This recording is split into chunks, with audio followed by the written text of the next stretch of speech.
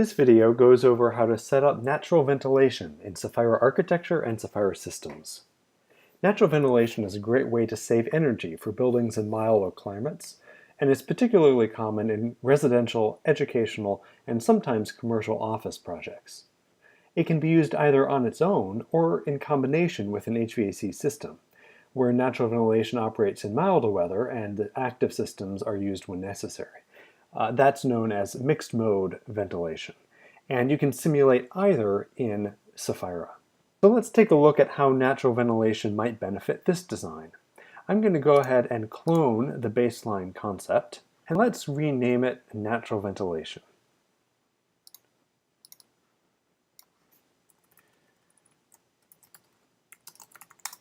Go into the natural ventilation tab, and there's a few things that you'll notice right off the bat. First of all, natural ventilation is disabled by default. That means that even if your building contains operable windows, by default they are not assumed to open. 100% of the heating, cooling, and ventilation needs are provided by the HVAC systems. You'll also notice that there are a couple requirements in order to turn on natural ventilation. The first is that the HVAC system must have a dedicated outdoor air system for ventilation. That essentially means that heating and cooling is separate from ventilation, and right now I don't have that. What I can do is I can come up to the HVAC system at the top. So let's go ahead and change this to a fan coil unit with a central plant. And if I want to compare apples to apples, then I should also make that same change to the baseline concept.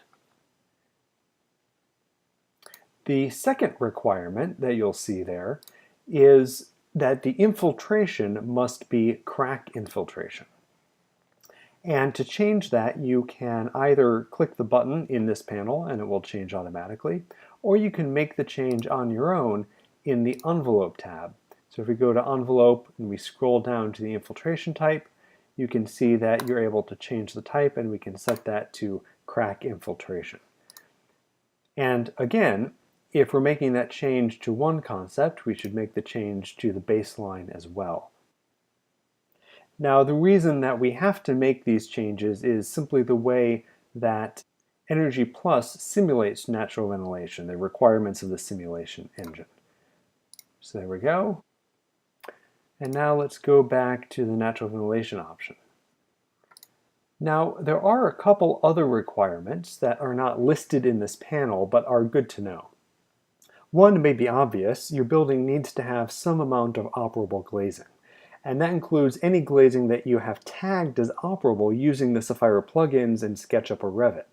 It also includes any glazing that you've added using the override window to wall feature. So if you've added glazing in this panel here, then it is automatically assumed to be operable. Second, natural ventilation will only apply to perimeter zones that have operable glazing. So if we go and look at this zoning tab, you can see that there are some core zones here, zones that don't have any exterior envelope. And there are also some zones that I have modeled that don't have operable glazing. Those zones will not have natural ventilation. This also means that the zoning strategy that you select will affect the natural ventilation outputs. One final thing to be aware of is if we go into space uses, the set point temperatures that you've specified in the space use settings are used to control many aspects of natural ventilation. So natural ventilation won't work properly if zones are set to ignored or unconditioned, or if the set points are set to very extreme temperatures. So all of that being said, let's go back to the natural ventilation tab, and we'll go ahead and turn it on for this design option. And what we'll do is we'll go through each of the inputs that you see here. The first is heating and cooling controls, and this determines how you want the natural ventilation to interact with the heating and cooling systems. There are several options here. The one selected by default is natural ventilation plus heating with no cooling, and that is typical in many residential or school projects in mild climates. You can also have the opposite, essentially, a natural ventilation with cooling but no heating. You can also have natural ventilation with heating and cooling. In that case, natural ventilation only works when it can maintain the set point temperatures on its own. And that's what you would select if you want to model a mixed mode or a hybrid system. And then finally is natural ventilation only, and this would have no heating and cooling system. And you would use this option if you're trying to study how comfortable the building would be with only natural ventilation. The next input is mechanical ventilation controls, and this controls how the natural ventilation feature interacts with the mechanical ventilation. So the default here is that it's on during occupied hours, and this ensures that there's always enough fresh air in the space regardless of whether natural ventilation is operating. Now in this mode, mechanical ventilation will operate even if you've selected natural ventilation only in the heating and cooling mode, because again, those are separate. And you should be aware that there may be some heating and cooling associated with the mechanical ventilation in order to bring the outside fresh air into the set point temperature range. You can also have the mechanical ventilation unit off if the windows are open. That may have some energy savings associated with it. Note, however, that mechanical ventilation would still be on for the core zones, or zones that don't have operable windows. Or always off. You'd use that if natural ventilation can provide fresh air year-round. Again, that will only apply to zones that have operable windows in them. The next input is mechanical ventilation configuration.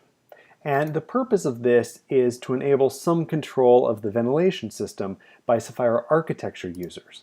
Now, Sefaira systems users can control the ventilation system in the airside tab, but of course architecture users don't see these inputs, and so the ventilation configuration allows them some amount of control. They can select from a typical system based upon the building use. So in this case, let's say that this is close to a school ventilation system.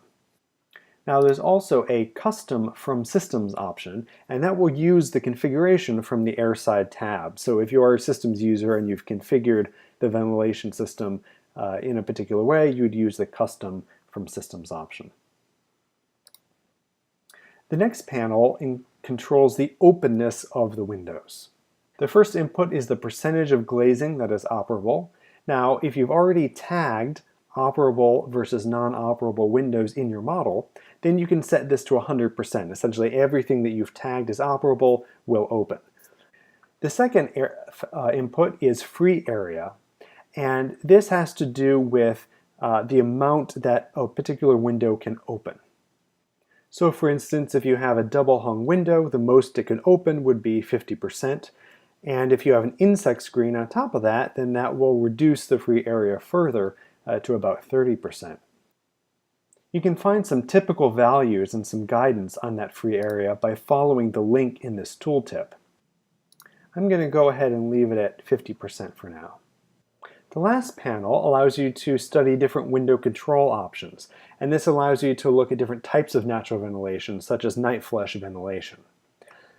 The first input allows you to specify what happens if the building is unoccupied. That, of course, is referencing the schedule that you set in the Space Use tab.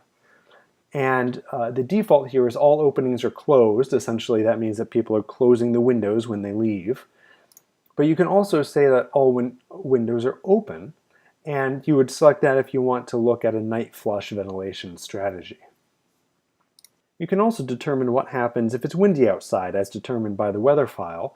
You can either have all openings closed during windy hours, which is the more conservative option and therefore the default, or you can have all windows operate regardless of the wind conditions. And in that case, the windows will just operate based upon the set point temperatures. So let's go ahead and run this simulation and see how our two design options compare. Now, a couple other things to note. One is exterior shading that you may add in the shading tab will not obstruct natural ventilation, even if it's shading that in reality might provide some obstruction, like exterior louvers.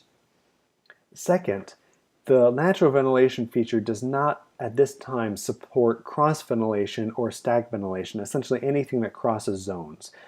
It's essentially just seeing if you can get sufficient airflow given the openings in a particular zone. So let me go ahead and select the baseline concept here.